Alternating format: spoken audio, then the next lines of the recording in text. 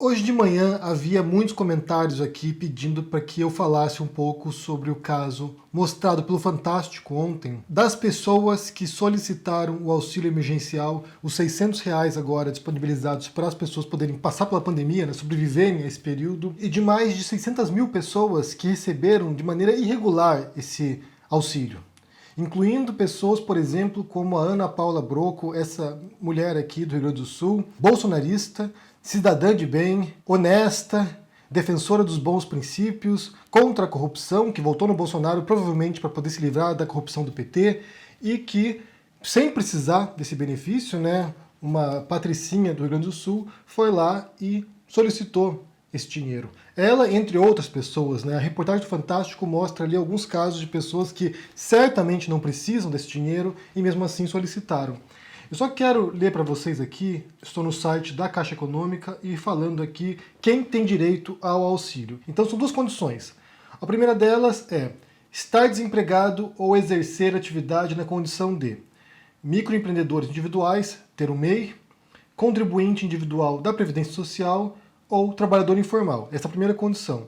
A segunda condição é pertencer a uma família cuja renda mensal por pessoa não ultrapasse meio salário mínimo, R$ 522,50, ou cuja renda familiar total seja de até 3 salários mínimos, ou seja, R$ 3.135. Essas são as duas condições para que você possa solicitar esse auxílio. Se você estiver trabalhando, tiver mais do que isso por mês, não pode se cadastrar. Se você não estiver nessas condições aqui, ser um microempreendedor, contribuinte individual ou trabalhador informal, você não pode solicitar isso. Você não pode juntar isso com o Bolsa Família, você não pode juntar isso com a sua aposentadoria, você não pode juntar isso com outras coisas, outros benefícios ou outras rendas, ou se ultrapassar esse teto. E aqui tem, né? Quem não tem direito? Tem emprego formal ativo, pertencer a uma família com renda superior a 3 salários mínimos, esteja recebendo seguro-desemprego, outros benefícios previdenciários, ou recebeu rendimentos tributáveis acima do teto de 2018, que é de R$ 28.500. Então todas as pessoas que se encaixam naqueles primeiros itens ali podem solicitar esse auxílio. O que aconteceu foi o seguinte, foram dois casos. Por um lado, pessoas que receberam por engano, ou seja, que depositaram esse dinheiro na conta das pessoas, elas não tinham se cadastrado, não solicitaram e mesmo assim receberam esse dinheiro. E aí cabe a essas pessoas avisar, né? Recebi um dinheiro que eu não solicitei, e parte da honestidade de cada um das pessoas, não solicitei. E outros casos que foram de pessoas que foram lá e solicitaram isso. Como alguns desses casos aí, desses playboys e patricinhas que não precisavam disso, ou empresários, ou donos de empresas, ou outras pessoas que não precisavam disso, que não se encaixavam nessas condições e mesmo assim foram lá e solicitaram. Como eu falei no começo aqui, isso tem a ver com essa questão da corrupção, né? De pessoas que se propõem como anticorrupção, muitas que votaram no Bolsonaro porque queriam tirar do poder um governo corrupto e praticam essa pequena corrupção, entre aspas aqui, pequena corrupção cotidiana, diária. Para a gente entender isso, primeiro é preciso esclarecer uma coisa.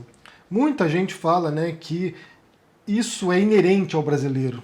É uma característica do brasileiro, ser desonesto, ser malandro, a malandragem, o jeitinho brasileiro. Você tem um autor, por exemplo, como o Sérgio Buarque de Holanda, que escreveu um livro, Raízes do Brasil, no qual ele tenta traçar essas relações emocionais do brasileiro com o Estado, entre outros cidadãos, ou seja, o modo como surge esse jeitinho, o modo como surge esse homem cordial, que opera mais na base da emoção, da afetividade, do que de fato com base na racionalidade. E para contestar isso, o Gessé Souza publicou um livro chamado Elite do Atraso, que eu já falei várias vezes aqui, é um livro que eu uso como referência, na verdade, para entender o brasileiro e o Brasil hoje, e o que ele fala ali é que, na verdade, houve uma construção do que é o imaginário do brasileiro, do que é a nação brasileira, do que é o povo brasileiro, como ele se comporta.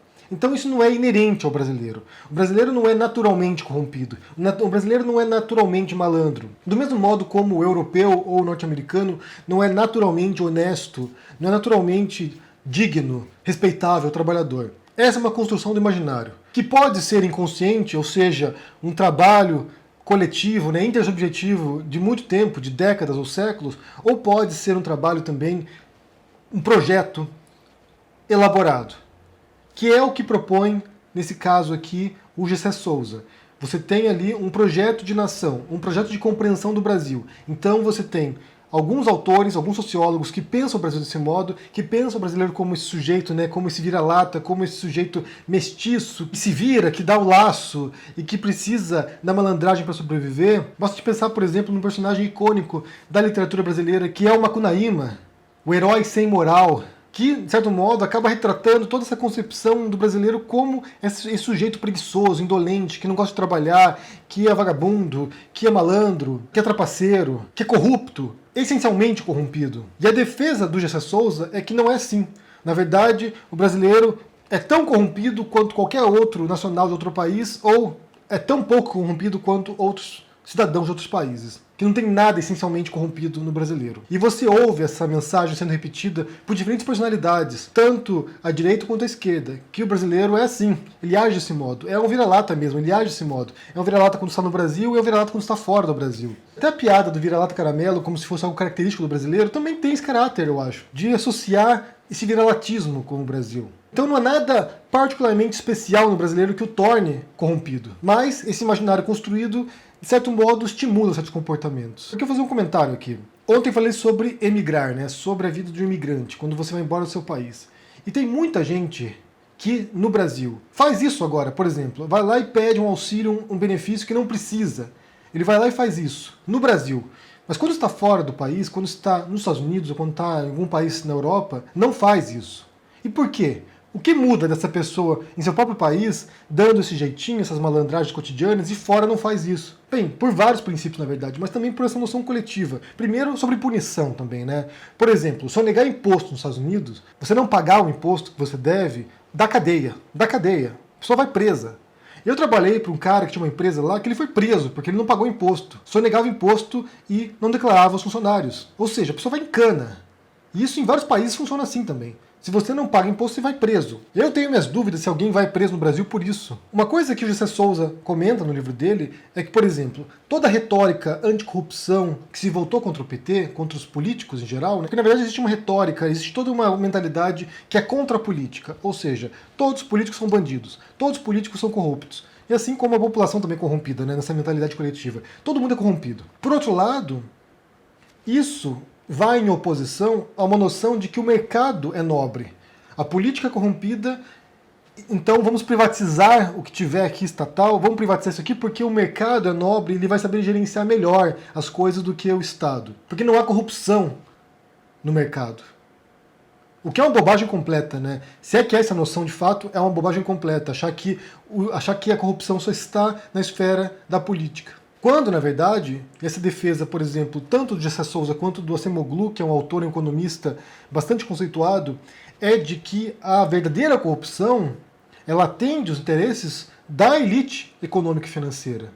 Se existe corrupção no Estado, se existe corrupção na política, é porque você tem um mercado que é muito mais corrompido do que isso e que lucra comprando, corrompendo agentes do Estado. E isso aqui não é exclusividade do Brasil, certamente não é. Nos Estados Unidos, por exemplo, voltando aqui ao caso que mencionei anteriormente, você tem essa corrupção entre mercado e política que é institucionalizada, que é o lobby.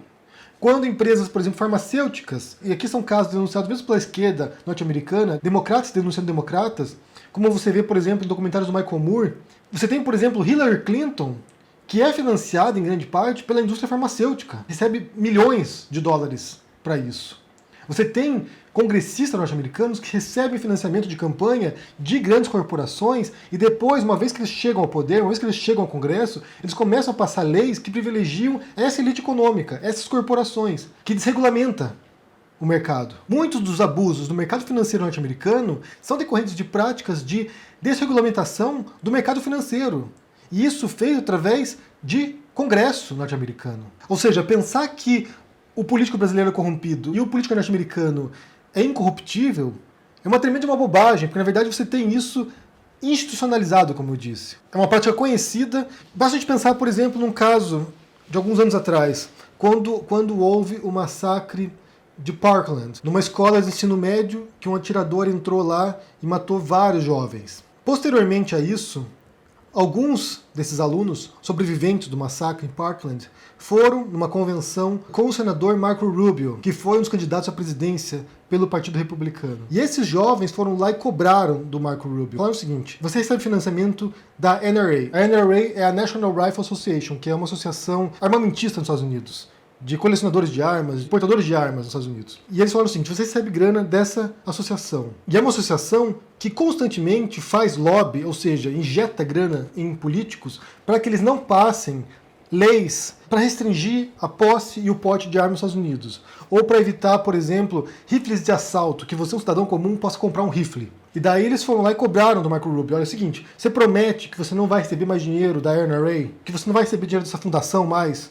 E ele disse: olha, eu não posso prometer isso. Porque, como eu disse, essa relação entre o mercado, que é um corruptor, na verdade, né, é corrompido, é um corruptor da política, essa relação nos Estados Unidos é evidente, ela é escancarada, ela não é por debaixo dos panos. No Brasil, por exemplo, quando você tem associação de grandes empresas, latifundiários, empreiteiros, com políticos, isso é feito na surdina, isso é feito nos bastidores. E a impressão que fica para a população, ainda mais na retórica que é tradicional, é que os políticos são corruptos e as empresas foram usadas pelos corruptos. Coitadinho das empresas, coitadinho dos empreiteiros, coitadinho desses multimilionários. Foram vítimas de um governo corrompido, foram vítimas dessa elite política corrompida. E segundo o Gessé, essa justificativa, como eu disse que é uma justificativa elaborada nos corredores de universidades também, através do Sérgio Buarque de Holanda e outros pensadores, outros sociólogos que vão criando esse imaginário coletivo do brasileiro, é a base, é o fundamento desse sistema capitalista predatório brasileiro. É o que legitima certos abusos que depois vão ser reproduzidos e espelhados em outros níveis sociais. Que tem a ver, como eu disse no começo aqui, com essa construção do imaginário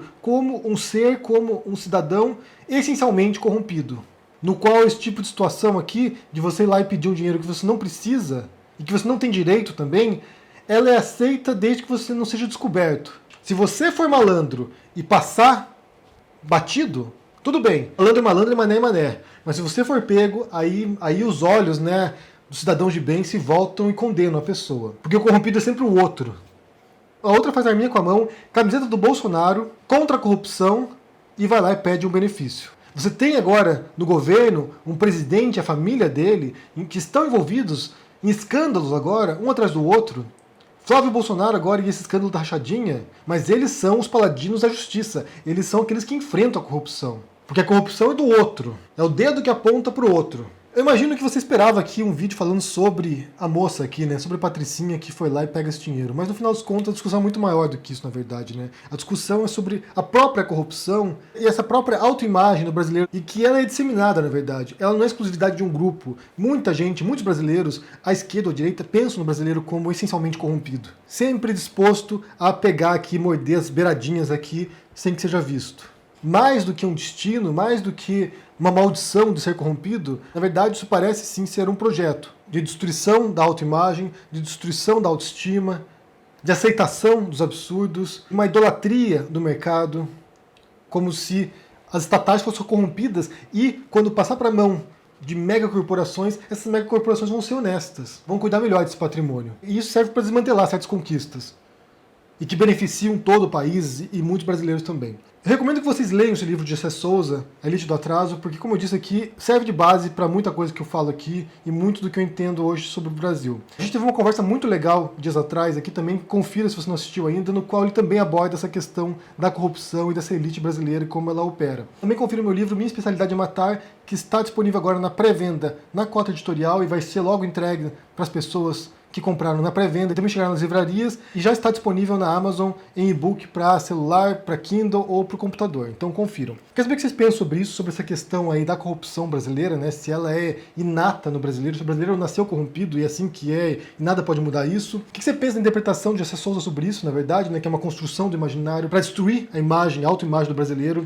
E também sobre esse caso aqui do dinheiro, do auxílio emergencial, que pessoas que não precisavam disso solicitaram, e também, por erro do sistema, pessoas que não precisavam receberam.